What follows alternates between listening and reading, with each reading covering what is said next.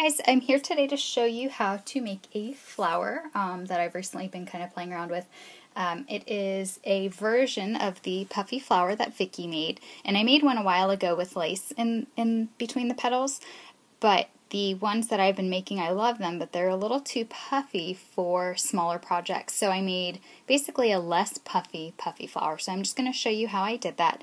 It's more fun than just putting a rosette on a project, although the rosettes by themselves are great. Sometimes you just want a little more puff and you want to be able to manipulate them a little more without having so much width to them. So I'll show you how to do that. And I have an example here of one I just made on a card, and that was mainly kind of what got me thinking about it. Was I wanted this puffy flower to go on the card, but I didn't want it too puffy.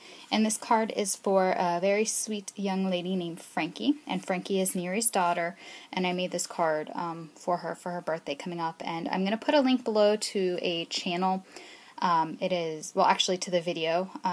Jane, who's Velocity Vet 08 on here, share this information with us, and so I'm just going to direct you to her video since she explains why Neri is asking us to make cards and what the whole thing is. It's not a challenge, it's not a giveaway, it's just something that would be a really nice thing to do. So she loves all things Japanese, and there's the message that says happy birthday, and it's the casual way to say happy birthday in Japanese. Apparently there's a formal way and a casual way, so that's the casual way.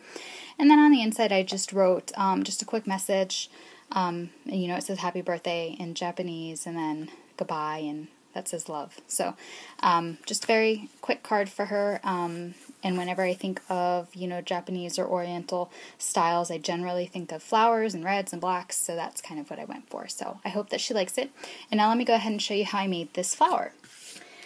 You're going to need 3 rosettes of any color. I'm using a brighter color today, just so it'll be easier to see. You're going to need scissors, and you're going to need hot glue. You could probably use a liquid glue, but if you do, I would recommend using Fabri-Tac or a fast-drying glue so that the flower sets quickly.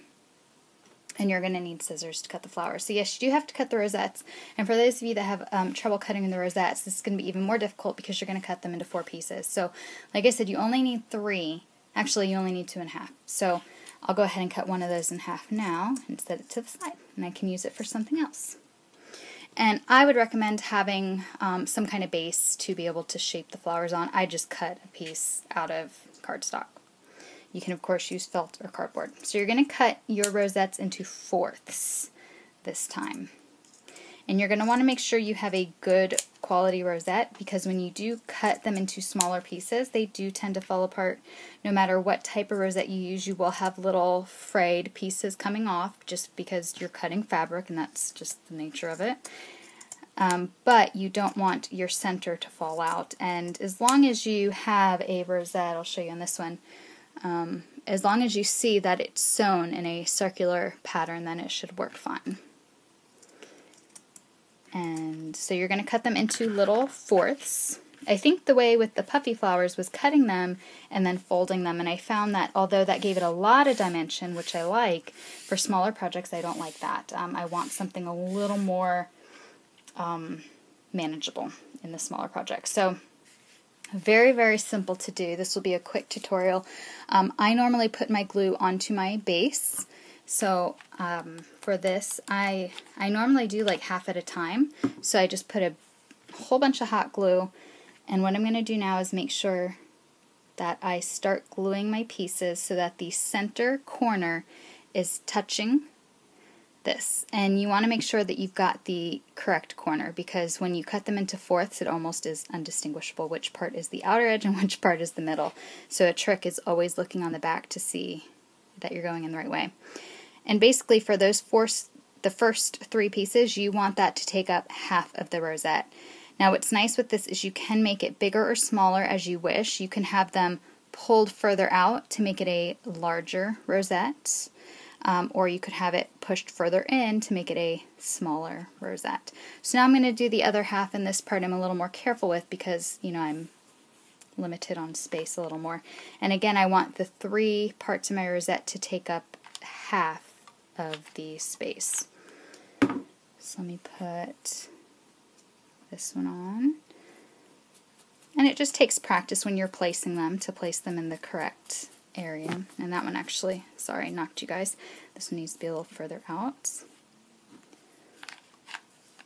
And now for this, I'll put enough glue to put the last two down. So then I'll put that one right about there, leaving enough space for the last one to go here. And then when I get to the end, I just kind of make sure it looks like a circle, or at least somewhat like a circle. If it doesn't, and one of them is misplaced, at this point the glue is probably not set enough that you can't just rip it off. You could always hit it with your heat gun too, and that unseals the glue just a bit, and you could probably move them around a little bit more.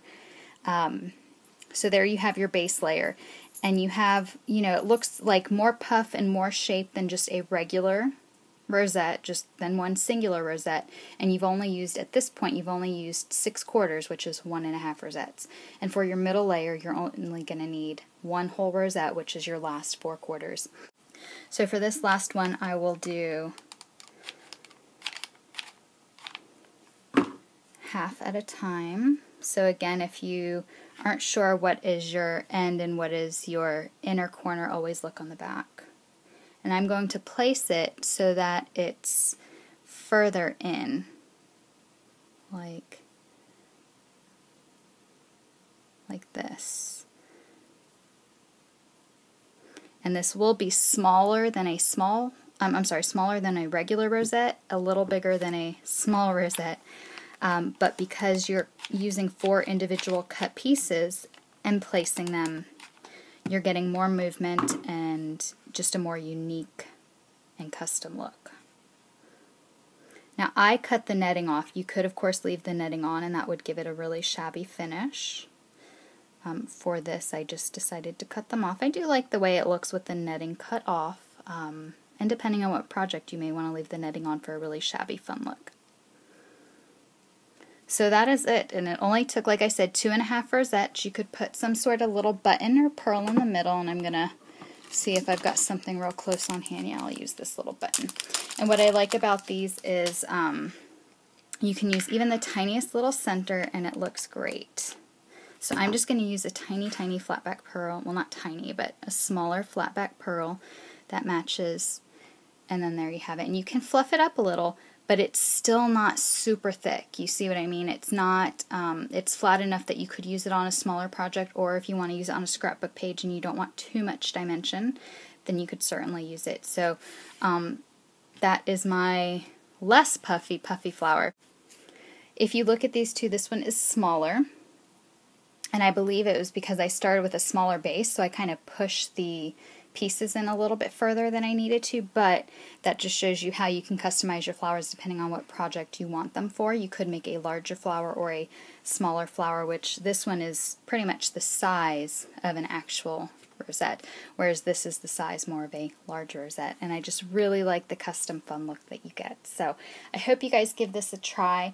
I will put a link to Vicky's original flower tutorial as well as my tutorial that includes Vicky's flower with the lace in it. But this is really kind of like my new favorite way to make them, because like I said, it uses less rosettes, so you don't have to use as much product, and it's not quite as chunky, which I do like because it still has a ton of dimension and not too much. Thanks guys so much for watching. If you have any questions, leave a comment below. Bye!